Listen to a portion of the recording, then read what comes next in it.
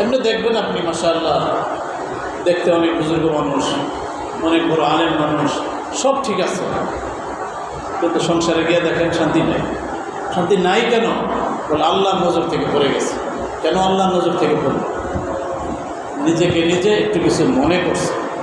যখনই নিজের কিছু মনে হয়, বুঝতে হবে আমাকে পাইছে কিসে? শয়তান। আপনি নিজেভাবে চিন্তা করবেন, যাই যেখানে আছেন, বাসায় হোক, মাদ্রাসায় হোক, মসজিদে হোক, দোকানে হোক, যাই যেখানে আছেন, আপনার প্রতিষ্ঠানে, আপনার জায়গায় নিজেরে আপনার কি মনে হয়? যদি মনে হয় আমি মাশাআল্লাহ অন্যদের চেয়ে যোগ্য, আমি মাশাআল্লাহ অন্যদের চেয়ে আমলি, আমি মাশাআল্লাহ অনেক বড় আল্লাহওয়ালা, এরকম যদি মনে হয় তো বুঝতে হবে আমাকে পাইছে কিসে? শয়তান। নিজেরে বড় মনে করা যাবে না। মনে করতে হবে আমি সবচাইতে নালায়েক, আমি সবচাইতে তুচ্ছ, আমি সবচাইতে নাথিং। এইভাবে যদি নিজেকে কেউ মিটাইতে পারে তা আল্লাহ রাসূল সাল্লাল্লাহু আলাইহি ওয়াসাল্লাম বলেন, মান তাওয়াযা লিল্লাহ রাফাআহুল্লাহ। যেই ব্যক্তি আল্লাহর জন্য নিজেকে ছোট বানায়, বিনয়ী হয়, নিজেকে মিটাইয়া দেয়, আল্লাহ পাক তাকে আল্লাহর কুদরতি শিকল দিয়া বাইন্দা উপরে উঠাইতে উঠাইতে এত উপরে উঠায় যেটা তার কল্পনায়ও ছিল না। সব মানুষ তাকে ইজ্জত করে, সম্মান করে, এত সম্মানী ইজ্জতওয়ালা সে হয়ে যায়। কেমনে? আল্লাহ তারা বড় বানায় দিচ্ছে। এজন্য ভাই, যে নিজে নিজে বড় হইতে চায়, আল্লাহ পাক তাকে বেইজ্জতি করে, অপদস্থ করে, লাঞ্ছিত বানায় দেয়। আর যে ছোট হয়ে যায়, আল্লাহ পাক তারে বড় বানায় দেয়। এই জন্য সবসময় খেয়াল করব যে সবচাইতে ছোট, সবচাইতে নিচু, সবচাইতে তুচ্ছ কে বলেন? আমি। এটা দেখেন মনে করতে পারেন কিনা।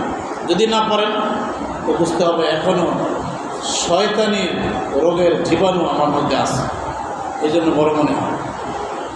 আমাদের যত আকাবেরিন বুজুর্গানে দিন দুনিয়া থেকে চলে গেছেন, এখনও আছেন, দেখেন ওনারা এত বড় কেন হয়েছে? একটু খবর নিয়ে দেখেন, ওনারা নিজেরা মিটাইছে। নিজেকে কিছু মনে হইলে শেষ। আপনারা নাম শুনছেন মোহাম্মদুল্লাহ হাফিজ জহুর রহমতুল্লাহ আলাইহি, নাম শুনছেন না? কত বড় ঊর্ধ্বের আল্লাহর ওলি। ওনারা নিজের এমনভাবে মিটাইছে, আজকে কত বছর আগে মারা গেছে উনি, এখনও বলতেছি, সবাই চিনতেছে, নাম এত প্রসিদ্ধ হয়ে গেছে। তো আল্লাহ পাক এত বড় বানায় দিছে কিসের কারণে? নিজেকে মিটাইছে। উনি ওনার শায়েকের খানকায় থাকতেন, খানবনের খানকায় ইমামতি করতেন। একদিন শায়েক খাদেমকে দিয়ে খবর পাঠাইছে, যাও মোহাম্মদুল্লাহ হাফিজজিকে বলো আজকে থেকে সে যেন আর ইমামতি না করে, তার ইমামতি শেষ, অন্য কেউ ইমামতি করবে, সে পিছনে সাধারণ মুসল্লি হয়ে নামাজ পড়বে। একজন ইমাম সাহেব এত লম্বা সময় নামাজ পড়াইছে, ওনার এত সম্মান, এত ইজ্জত, ইমামতি নাই হঠাৎ করে, কিন্তু এখানেই নামাজ পড়তে হবে অন্যের পিছনে। বিষয়টা একটু লজ্জাজনক না? কিন্তু উনি কিছুই মনে করে নাই, শায়েকের হুকুম, বাস অন্যের পিছনে নামাজ পড়তেছে। আবার হযরত তার খাদেমকে পাঠাইছে, যাও মোহাম্মদুল্লাহকে যাইয়া বলো শুধু অন্যের পিছনে নামাজ পড়লেই হবে না, নামাজের পরে সে যেন দাঁড়ায়া এই এলান করে যে ভাই আমার ভিতরে অহংকারের জীবাণু আছে, আপনারা সবাই আমার জন্য দোয়া করেন, আল্লাহ যেন আমার অহংকার দূর করে দেয়। চিন্তা করেন, একজন ইমাম সাহেব মসজিদের মধ্যে লম্বা সময় সেখানে ইমাম ছিল, উনি যদি এই কথা ঘোষণা দেয় নামাজের পরে, কি বলেন? আমরা যারা ইমাম সাহেব আছি পারবো শর্মে বলবো, ধরুন ইমামতি করলাম না, দরকার, কিন্তু এই কথা বলা যাবে? কিন্তু উনি দেখেন নামাজের পরে দাঁড়ায় গেছে, বলে ভাই এক এলান শুনিয়ে সবাই অবাক, আরে আমাদের ইমাম সাহেব হুজুর কী এলান দিয়েছে? উনি বলতেছে, ভাই मेरे अंदर तकब्बुर है, आप सब मेरे लिए दुआ कीजिए, अल्लाह पाक मुझे माफ़ फरमा दे। আমার ভিতরে তো অহংকারের জীবাণু ঢুকছে, সবাই দোয়া করেন আল্লাহ যেন আমার মাফ করে। এরকম বারবার বলতে থাকতো, কি শরম লাগতো। তারপরেও শায়েকের হুকুম বলতেছিল। আবার ওনার শায়েক খবর পাঠাইছে খাদেমকে দিয়া যে মোহাম্মদুল্লাহকে বলো শুধুমাত্র নামাজের পরে এই মসজিদে এলান করলে চলবে না, এই এলাকায় যতগুলো মসজিদ আছে খানবন এলাকায় এক এক মসজিদে এক এক ওয়াক্ত নামাজ পড়বে এবং নামাজের পরে সে এলান করবে। এখন বিষয়টা আরও কেমন লজ্জাজনক হইল দেখেন তো।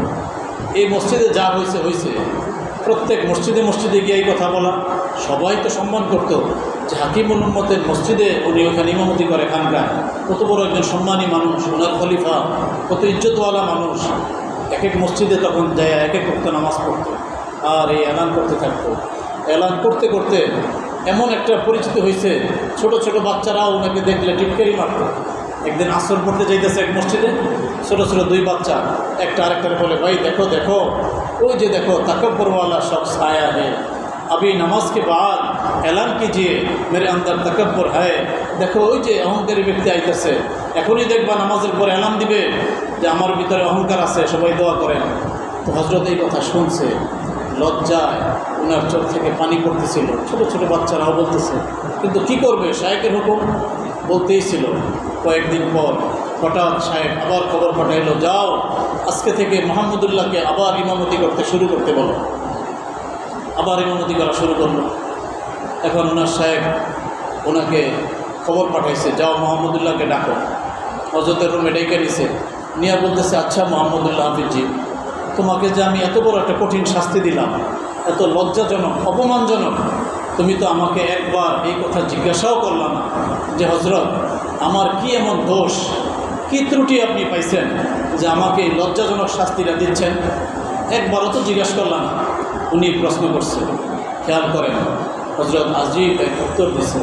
হযরত বলতেছে, হযরত আপ তো হকিমুল উম্মত হ্যায় और मैं तो मरीजुल उम्मत, আপনি তো একজন উম্মতের ডাক্তার আর আমি তো হইলাম একজন সাধারণ রোগী। একজন রোগীর কি ক্ষমতা আছে ডাক্তারকে এই প্রশ্ন করবে যে ডাক্তার সাহেব আমাকে এই তিতা সিরাপটা কেন দিলেন? কি বলেন, জিজ্ঞেস করা যাবে? ওনার এই কথা শুই না হাকিমুল উম্মতের চোখে পানি এসে গেছে। হযরত কান্না করছে। পরে হযরত বলছে, দেখো আমি বাংলার জমিনে যতজনকে খেলাফত দিছি সকলের কলবের উপরে একটা মোরাকাবা করছিলাম। আমি দেখলাম এই যে মোরাকাবা করলাম, আমি দেখলাম সকলের কলবের চাইতে তোমার কলবটা নুরানি বেশি। তবে তোমার কলবের এক কোণার মধ্যে একটু কালো দাগ লেগে গেছে। এই যে কালো দাগটা, এটা আমার মনে হয়েছে অহংকারের কারণে। তো আমার মনে চাইছে যে তোমার কলবের মধ্যে এই দাগটুকুও না থাকে, এই জন্য তোমাকে দিয়ে আমি এই শাস্তি দেওয়াইলাম। আলহামদুলিল্লাহ, গত রাতে আমি আবার তোমার কলবের উপরে মোরাকাবা করছি, আমি দেখলাম তোমার পুরা কলবটাই নুরানি নুরানি হয়ে গেছে। চিন্তা করেন, আমাদের আকাবে আমাদের বুজুর্গানে দিন যারা ছিলেন সকলেই নিজের ইসলার জন্য, নিজের অহংকার দূর করার জন্য আল্লাহ ওয়ালাদের সাথে সম্পর্ক রাখছে, চেষ্টা করছে, মেহনত করছে। আমাদের দরকার আছে না নাই? আমরা তো নিজের অনেক কিছু মনে হয়।